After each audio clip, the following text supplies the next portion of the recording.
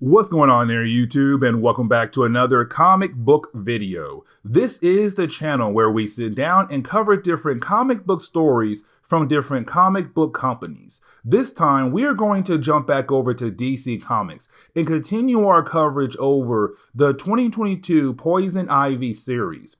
And the reason why, because when it comes to this series, there is a point where it jumps into the Dawn of DC. And remember, when it comes to the Dawn of DC, it is supposed to be a fresh start for DC Comics, to bring in new readers, but to also bring back old readers as well. But getting back to the series changing over to the Dawn of DC, because when it comes to the Dawn of DC, some characters got a relaunch with new #1 books, and others, well, their series just continue on. And then a random point in the series will start with Dawn of DC for that character. And so for Poison Ivy, it was issue number 13 that is the official beginning of the Dawn of DC for her. But you still need to read the first 12 issues of the series to kind of get an idea of what is happening with the character in her series.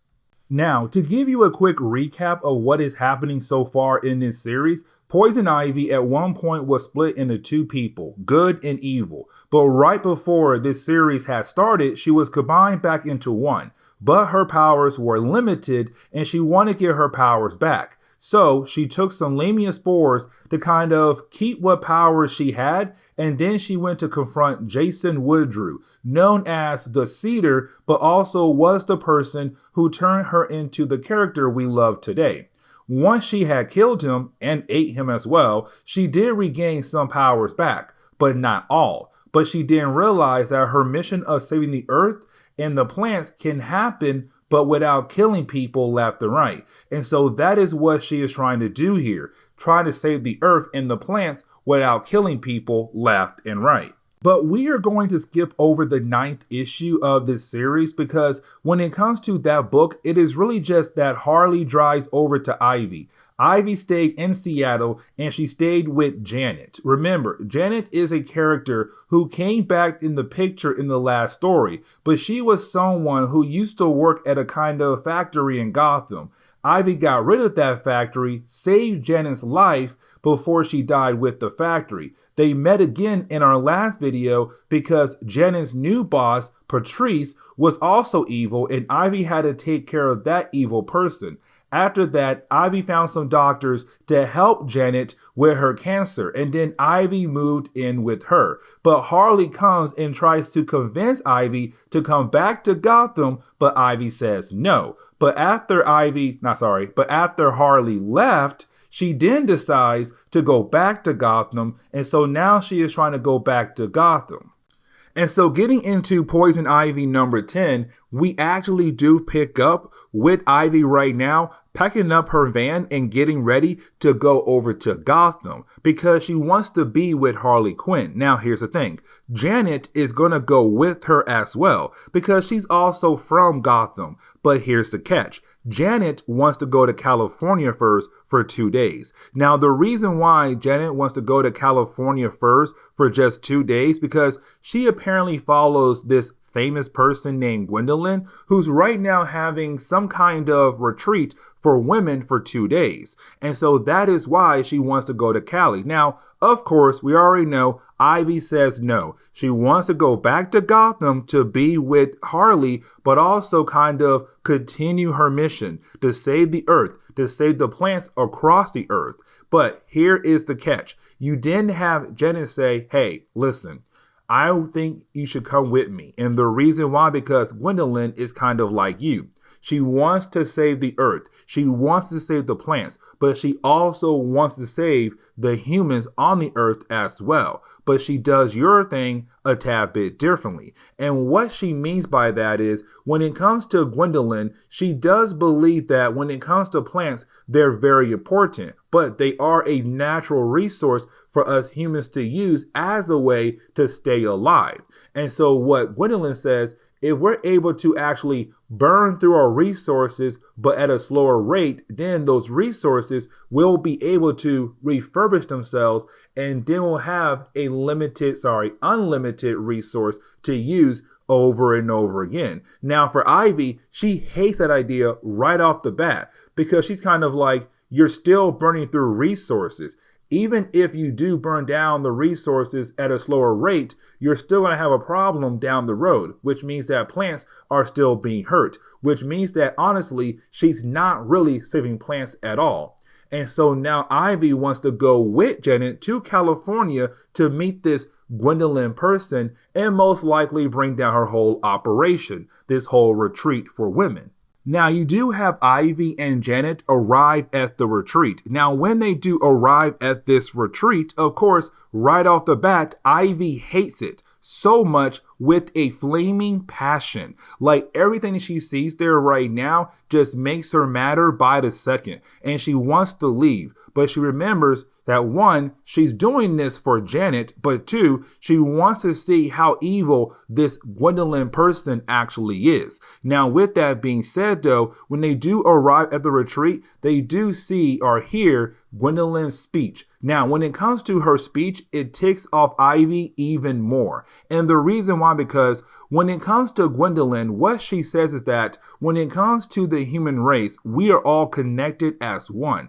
But to make us better, we have to actually trust each other when it comes to connecting as one. And so it's her saying, the reason why we're all here right now at this retreat is to practice that connection, to show that connection, that we can actually be connected as one. And so that's her main goal right there. Now, let's not forget, though, the reason why Ivy came here is because of two reasons. One, because Janet asked her so many times to come here, but two, because she feels like when it comes to Gwendolyn, Gwendolyn is an evil person. She's still burning through resources, but at a slower rate, which still means she's still harming the earth, just at a slower rate. And so right now, it's Ivy saying, I'm going to watch her very closely, but I kind of want to look around this retreat and see what's actually going on. Now, as soon as you have Ivy walk away, she realized that she sees something in the barn.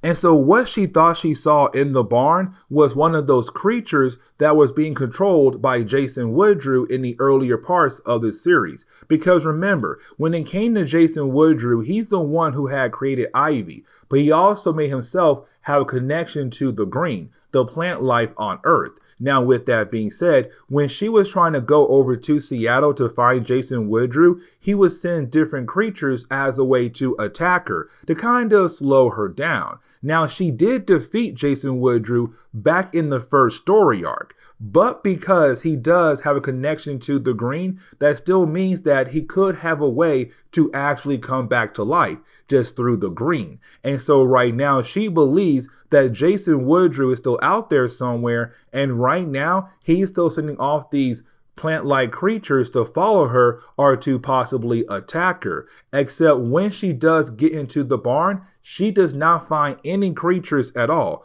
which tells her that maybe she's going a tad bit crazy, or she just needs to rest. Either way, though, when she does get into the barn, she is confronted by one of the employees that works for Gwendolyn. And we kind of find out that in this barn, the ladies were supposed to come here and then sip on some new kind of drink. Now, when it comes to this drink, it was made out of mushrooms, which to me honestly sounds bad right off the bat. But either way, for Ivy, she's saying to herself, you know what? Let me go ahead and just take a drink or two, relax, but I am going to ignore any more speeches that comes from Gwendolyn's mouth. Now, you do have Janet find Ivy, and they do begin to drink together and kind of talk about the retreat, but that is when everything falls apart. And as you can tell, there was something added into the drinks. Now, these drinks were made out of mushrooms, but something else was added into the drinks for a special reason. Now, that reason is not told to us right off the bat, but at first, you do have all the ladies in the room begin to make out with each other. A huge make-out scene. No sex, just a huge make-out scene. Now, with that being said, though, you also have Ivy make out with Janet. And that right there is a problem because remember, she's right now dating Harley, and Harley is back in Gotham. And so this is going to bring in some kind of love triangle. Now, when it comes to Janet, the reason why she's kissing Ivy is because she had feelings for Ivy for a while. And what I mean by that is, let's not forget, before this series had launched, Ivy had saved her back in Gotham and then saved her again in Seattle. And so with those two things happening, it's right now her saying, listen, Ivy, I always have liked you ever since the first time you saved me. And so this is Janet right now acting on her feelings, making out with Ivy, and Ivy makes out back with her. Now, Ivy does think of Harley, but at the same time, they all been drugged by some kind of thing added into their drink. And so with that happening, is Ivy saying, you know what?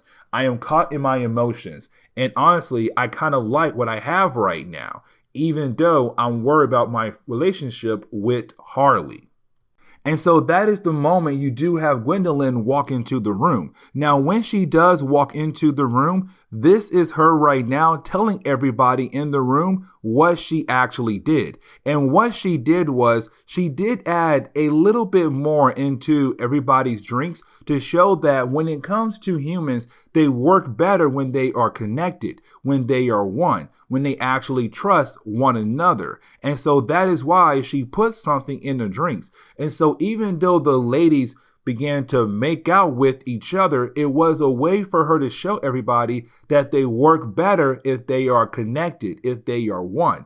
Except here comes the big problem though, and that problem comes with Ivy. And what I mean by that is, let's not forget, Ivy did take a strain of Lamia as a way to kind of keep her powers so that she does not lose her powers completely. Now, even though she did eat Jason Woodrue and she did regain some of her powers back, she still has the Lamia strain in her body, except the Lamia strain has been mutating. It has been evolving and changing her body as well. But that Lamia strain got loose out of her body, and now it's affecting everybody else in the barn right now. And so now these ladies are also growing spores all over their body, which shows that when it comes to Ivy, her strain is evolving and now it's airborne and turning other people, which not into her, but something kind of like her.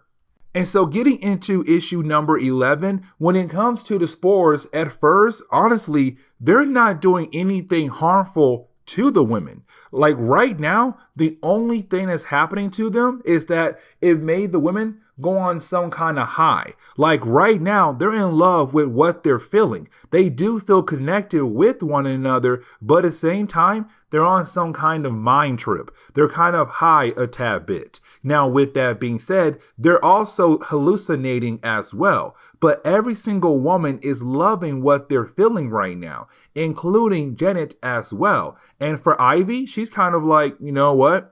The spores are not doing anything harmful to them at all. And so for right now, Ivy can kind of sit back and let the ladies actually experience what they are experiencing at the moment. And so right now, honestly, it's a great thing for Ivy, except that is the moment something happens to Janet. Because that is the moment you have Janet just pass out. Now, when she does pass out, she does get right back up. But when she does get right back up, she's kind of standing in this position where she's waiting for orders from Ivy. Now, at first, Ivy is very confused, but when she looks around, she realizes that all the women right now are kind of waiting for orders from Ivy. They're all standing in the same position like Janet. And so the question is right now, why? Why are they in all the same position at the moment? And that is the moment you have Ivy realize, oh my gosh, the spores.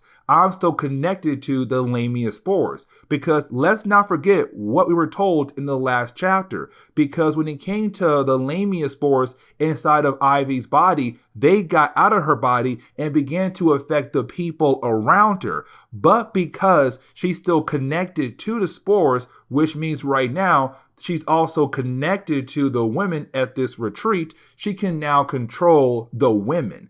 And so she's kind of like, this is a great thing because now I have the ability to have a small army of women to actually accomplish different things while I'm here in California. So let's go do it right now. And so what Ivy actually does is that this is honestly a bad idea, but hey, it's Ivy's idea. Either way, you do have Ivy go to a nearby oil refinery. And the reason why, because she wants to shut it down or kind of slow it down, because she knows that she can't honestly shut it down, but she can slow it down, which means that when it comes to deliveries being sent to the oil refinery, she's going to make sure those deliveries are cut off as a way to slow it down. And so right now we do pick up with two guys who are trying to deliver some oil to this oil refinery. Except the problem is, though, you have Poison Ivy and her army of women standing in the middle of the road as a blockage. Now, here's the problem with that, because back in the old days, that may have worked because people back then did not want to actually run over other people because, hey, you're in my way.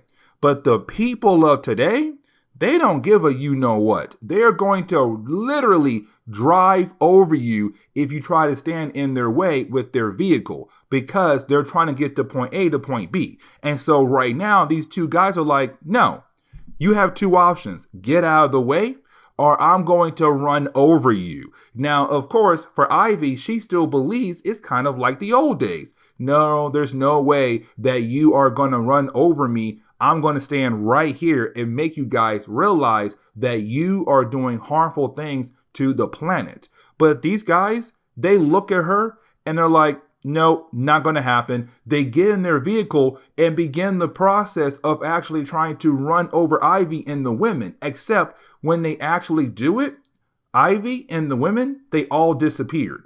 And we come to find out that they all were buried in the ground because what happened was Ivy realized that what the guys were going to do to her and the rest of the women was literally drive over them. And so she realized she had to protect the women somehow. And luckily for her, she is connected to some new kind of network. And when it comes to this network, it connects all the different kinds of mushrooms or plants across the planet. And so with this network, she was able to kind of take her and the women inside that network, which really is the ground, as a way to protect her and the women as well. Now, because the women have the spores in their body, that was how she was able to take them with her into this new kind of network, this fungi network. Either way, when they realize what's going to happen, you have Ivy come back to the surface and then she pulls out every single woman out of the ground with her as well. And that when she realized what she actually did. Now, after she was able to pull every single woman out of the ground, that was the moment you have Janet realize, hey, where are we right now? This is not the barn at the retreat. Where are we? And that is the moment you have Ivy tell Janet, oh, by the way, what happened was you guys were all infected by my spores. And because you were infected by my spores, I was able to actually control you and try to use you as a way to shut down an oil refinery. Now, as soon as Janet hears that, she gets angry like no other. And the reason why, because she, Ivy, just took Janet and the rest of the women at the retreat against their will, without their permission, to go across the city to shut down some random oil refinery, which could have got them killed. And so when you have Janet tell Ivy what she did was wrong, it seems like Ivy doesn't care. And when Ivy is called out for not actually caring, you have Ivy say, what do you want from me? I am a bad guy. I do bad guy things. Yes, I'm trying to be a good guy now, but I do have some bad guy things in me still. And so when I do things, you're gonna have to get over it because I was a bad guy for so long. But then you have Janet pull her over to the side and say, you're no longer a bad guy. You told me what you're trying to do. And what you're trying to do, which is make the earth better for humans and plants, that right there is no longer a bad guy thing. That is a good guy thing right now. And so you then have Ivy get kissed by Janet once again. Now, this kiss is actually very important. And the reason why, because earlier when they kissed, they were all kind of high on some kind of drugs that they got from that drink, the mushroom drug. But this time, it's not really them being high. It's really now coming from the heart. It really shows that Janet does care for Ivy. She wants to be with Ivy. And Ivy kisses her back, which also means, hey, she wants to be with Harley, but part of her wants to be with Janet. And this is actually very huge. And so that is the moment you actually have Ivy be confronted by Gwendolyn. Now, when she is confronted by Gwendolyn, this is actually a very huge moment. And the reason why, because right now you have Gwendolyn telling Ivy that she had ruined the entire retreat, which honestly, Ivy did ruin some things, but not the entire thing. But then you have Ivy say, well, you can't talk to Gwendolyn because let's not forget, you were the one who spiked our drinks as a way to show us that we're better connected rather than separate from one another. But here comes the problem though with that idea. You did use a bad mushroom and things could have been way worse, but luckily the mushroom wasn't that bad. But imagine if it was bad, you could have so many different lawsuits happening to you right now, which by the way, you should have some lawsuits because again, you did spike everybody's drink illegally. And so with that being said, she's kind of like, you're right. What I did was wrong. But that is the moment you have Gwendolyn say, originally, when I made my company, it was there to help people. And I was helping people out. The problem was, though, my company grew. And because it grew, I had more demand. And when I had more demand, I began to start cutting corners. And when I began to cut corners, that was when my product began to kind of fall off. The quality of my product began to fall off. And of course, I had to find different ways to show people that my product still works, that what I'm trying to do still works. And so it's her asking Ivy for, forgiveness because she says, what I was trying to do originally was actually help people. But as my company grew, of course, things changed on how I can actually help people out. And you have Ivy realize that Gwendolyn is a good person, and so she's not going to kill her off. But something else will kill her off. And what kills off Gwendolyn is the spores inside of her. Because what happened was, just like Ivy, the spores inside of her began to mutate. Now, unlike Ivy, Gwendolyn does not have any powers to kind of help her body kind of fight against the mutations of the spores inside her body. And so because her immune system was defeated, the spores inside her body just kept mutating and kept evolving her body to the point where it seems like it turned her into some kind of plant. And so technically, Gwendolyn is now officially dead. And so getting into the final issue for today's video, we actually do pick up with Gwendolyn turning into a plant-like creature. Now, this is actually very important. And the reason why, because we have to remember, when it comes to Gwendolyn, she was infected with a Lamian strand. And of course, the strand in her body began to mutate. And it just kept mutating until it was able to actually take over her body. Now, with that being said, it turned her into a plant-like creature. Now that right there is actually very important because you now have this plant-like creature, which was Gwendolyn, beginning to attack Ivy and the other women in the area. Now, you do have Ivy try to use her powers as a way to kind of stop this plant-like creature, which she does. Except the problem is, though, while they were battling back and forth, well, the Gwendolyn plant creature version did take some chunk out of Ivy, literally bit some chunk out of Ivy. And with that happening, Ivy is now infected. Now, you do have Ivy say she should be okay, but she needs some time. Because even though the Lamia strand came from her body, but because it was brought over to Gwendolyn's body, it evolved. It mutated so that it would be able to take over her body. And so this was a new strand of Lamian just taking over Gwendolyn's body. But either way, that new strand is now inside of Ivy's body. And so she does need some time to kind of let her body figure out how to fight against it, and then she'll be okay. But she does pass out. And so then we jump over to Ivy. And when we do, this is Ivy right now, kind of stuck between life and death. And this is really important. And the reason why, because it's Ivy kind of realizing when it comes to life and death, it's just an endless cycle. A cycle where technically, as soon as we die, somebody else takes our place. But when we come to life, someone else dies and we take their place. It's just an endless cycle. But on top of that, she does tell us that when it comes to humans, plants, animals, and really anything on this planet, we are connected. Because she says, remember, most of our body is made up of dead particles. Remember that animal you ate became part of you. That plant you harvest and then consume became a part of you. And when we die, our body does go into the ground, and it does fall into the ground, mixing with the ground. And so we become one with plants as well. And so it's her saying everything is connected. Life and death is connected. It's one crazy huge cycle. But then she realized that she still wants to go back home, which means be alive again, not dead. She's not ready to die, and so she's able to go back to the world of the living.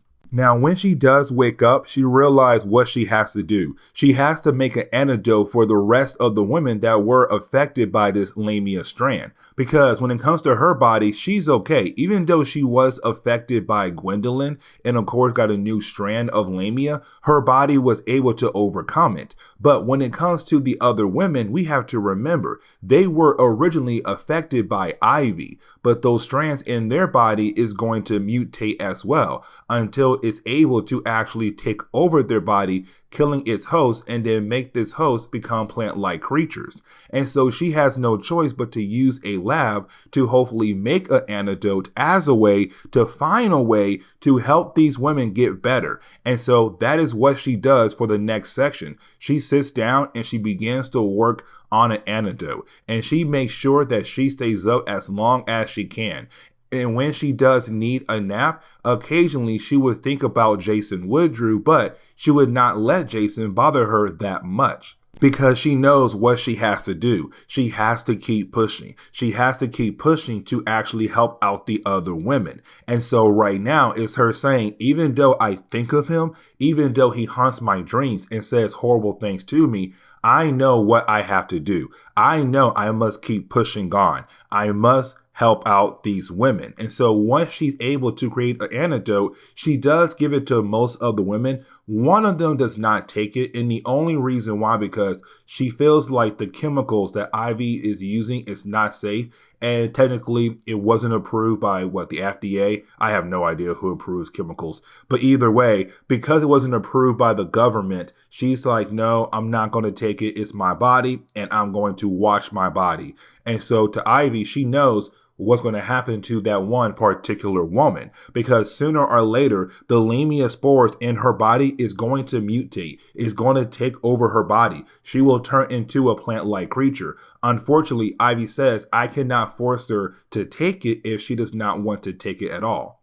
But either way, Ivy was able to help out the other women who wanted the spores out of their bodies. And so to close on today's video, we actually do pick up with Ivy and Harley finally heading back over to Gotham. Now, this is very important because on their way there, we have to recall what happened in the first story arc of this series. And what I mean by that is, remember, in the first story arc, we had technically learned that Ivy was trying to kill off the human race. Now, the way she was going to do that was using Lamia spores. Now, when it comes to Lamia spores, she was trying to spread those spores across the world so that it'll be able to actually infect the entire human race. And when Ivy was ready to tell the spores to actually kill off the human race, that was when she was going to do it, just waiting for the right time. Except the problem was, though, in our first story arc, she found out that she never had control over the spores. Really, Jason did instead. And Jason made sure the spores did not kill off the human race, because again, he looked at the human race as a way to make more money out of his plant-like powers. Now, once Ivy did kill off Jason Woodrue, the spores were technically in nobody's control. I mean, you could say it was Ivy's control, but Ivy forgot that. And so those spores just went around the world and began to infect people left and right. And the reason why I'm telling you guys this right now, because as Ivy and Janet get back to Gotham, or really outside of Gotham, they do see somebody right now walking in the middle of the highway, but of course he was affected by Lamia spores. And with him being affected by Lamia spores, of course, he did turn into a plant-like creature. And that right there is a problem. Now, this guy apparently was a close friend of Janet from her first job back in Gotham, but either way, he was turned into a plant-like creature. And so Ivy's kind of wondering if there's other people out there like him right now, because those spores are just running free around the world, which means that right now, other people could be just like him, plant-like zombies. And so you do have Ivy and Janet actually arrive to Gotham City. Now, when they do arrive to Gotham City, this is really Ivy realizing that she must save the world from her spores. But on top of that, she has to deal with Harley. Now, when I say deal with Harley, I don't mean like, hey, we got to kill her off. I really mean more of she has to tell Harley what she did. Because let's not forget right now, in the earlier parts of this video, Ivy made out with Janet. And she has not told Harley about Janet like that. Originally, when Harvey met Janet, it was more of, hey, this is a roommate and that is it. And then Harley left. That was it. But now here comes Ivy coming back to Gotham with Janet, and she has to tell Harley, hey, by the way, I made out with Janet and there may be feelings there. I have no idea. I mean, I still have feelings for you, but I also have feelings for her as well. And so right now it's a whole huge mess. And so now we have a love triangle. But this is where we are going to end today's comic book video. So please leave me a like down below and subscribe. But guys, I'll see y'all next time. Later.